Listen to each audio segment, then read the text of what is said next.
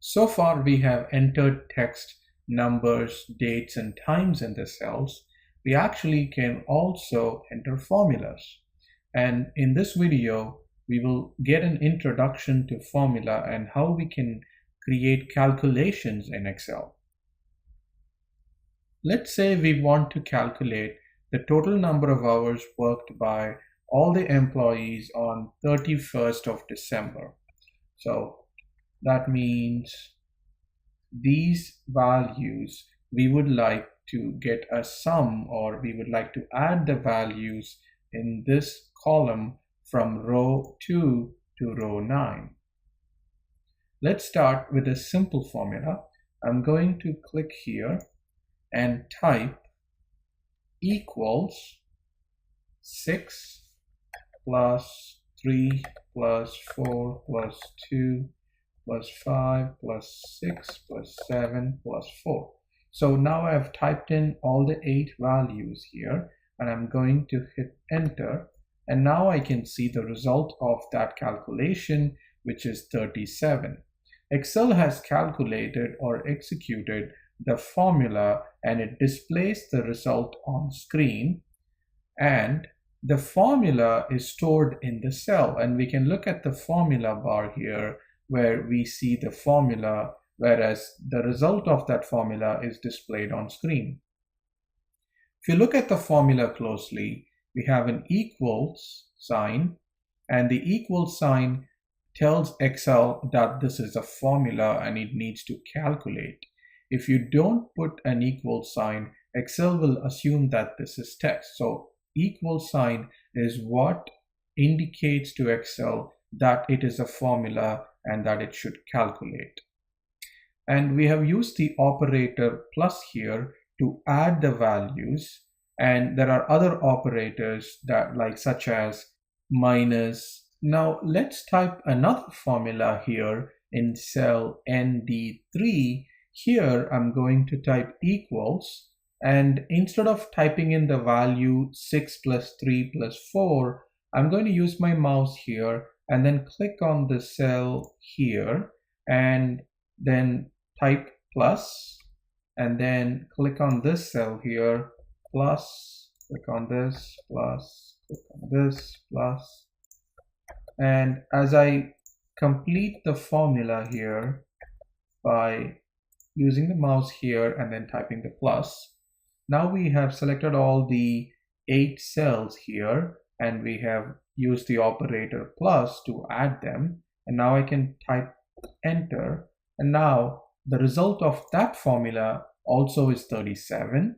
And the difference between the two formulas here are, in the first one we actually typed in the actual value. Here we actually only pointed to the cell where the value is, but the result is the same.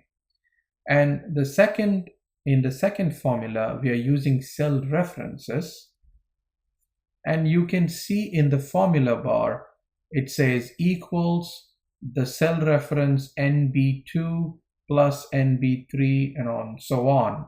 And here the arguments to this formula are cell references, whereas the arguments in the first formula here are just numeric values that we typed in.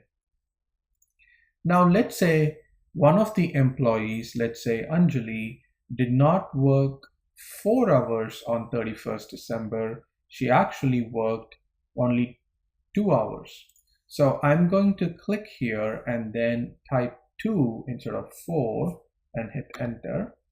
And what you notice here is that the first formula is still resulting in the same value of 37, whereas the second one now shows 35. And that is the right number, and that's because we've reduced the number of hours Anjali worked by 2, and this formula automatically updates and this formula did not. And that's pretty obvious. This is a cell reference versus this is a hard-coded value here. It will never change. It'll always be 37, whereas this formula depends on what values are in these cells. This is a very, very, very important fundamental concept of how Excel works. because we are pointing to cell references, this formula is dynamic, meaning it automatically updates when these input values change. This feature or this concept gives immense power to Excel, and we will see more of this in the future. But the key takeaway for us now is that you should always use cell references as much as possible and not have hard-coded values, because this gives you more flexibility. This saves you a lot of time. It also is going to be more accurate. Now we have seen two methods of entering the formulas, and in the second method we use a cell reference. The cell reference, we use the mouse to select the cells. We can also use the keyboard.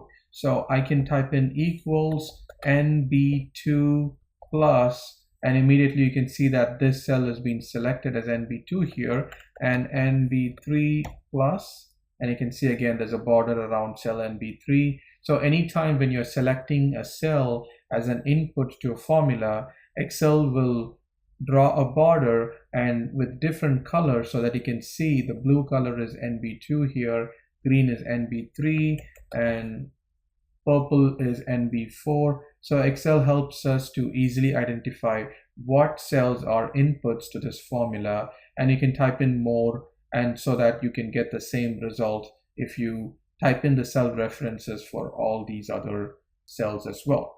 But I'm going to hit escape because I'm pretty sure this concept is pretty straightforward. I'm going to hit escape and cancel out of that. Now we have seen plus used as an operator to add the values. We can also use other operators. Let's say, for example, we want to look at the difference between these two values. I'm going to type in equals, and I'm going to click on cell ND2 minus ND3, hit enter. Again, the operator is different, but otherwise the formula is written very similarly. And we have 37 minus 35, that is 2.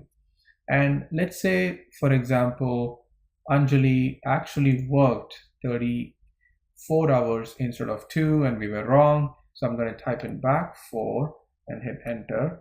And now both formulas are the same. And importantly, 0 is the result. So since we use cell references here, it automatically updates and gives us the correct information.